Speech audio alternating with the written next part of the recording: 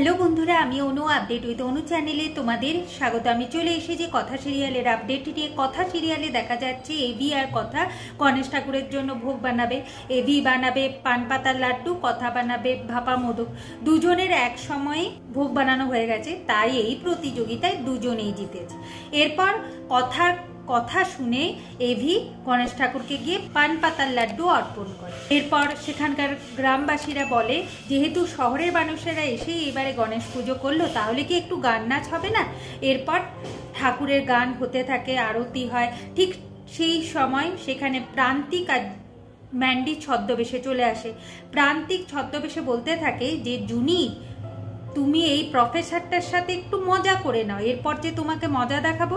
শুধু তোমার কেন, কথা আর এভিরও আমি মজা দেখাবো। তোমাদের ক্ষতি করতেই তো আমার আশা এখানে। জুনি একটু কাশি হচ্ছিল, জল খেতে গেছিল। ঠিক সেই সময় প্রান্তিক পেছন থেকে বলে যে ঘনিয়ে আসছে তার জীবনে ঘোর বিপদ। এই কথাটা শুনে জুনি ভাবে, গলাটা আমার খুব চেনা লাগলো, কে হতে পারে? জুনি তো একটু ভয় পেয়ে যায়। এরপর ম্যান্ডি অভিনয় শুরু করে দেয় যে মন্দিরে থেকে নাকি ওই লাল পায়ের ছাপ দেখা গেছে, মানে যক্ষিণীরা বেরিয়ে এসে, যেটা শুনে সবাই ওই মন্দিরে ছুটে যায়। আর হ্যাঁ, ওই লাল পায়ের ছাপ দেখতে পায়, যা দেখে সবাই ভয় পাচ্ছে। কিন্তু এভি এই সমস্ত কোনো কথাই সে বিশ্বাস করে না। সে বলে, আমি মন্দিরের ভেতরে ঢুকবই। কিন্তু গগনবাবু এমনকি ওখানকার লোকেরা বাধা দেয় যাতে ওরা কেউ মন্দিরের ভেতরে না ঢুকে।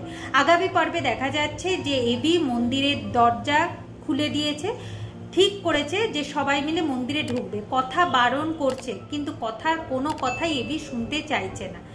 এরপর মন্দিরে ঢুকে ওরা কোন বিপদের মুখে পড়তে চলেছে সেটা দেখতে হলে স্টার জলসা এবং স্টার জলসা এইচডিতে কথা সিরিয়ালে চোখ রাখতে হবে।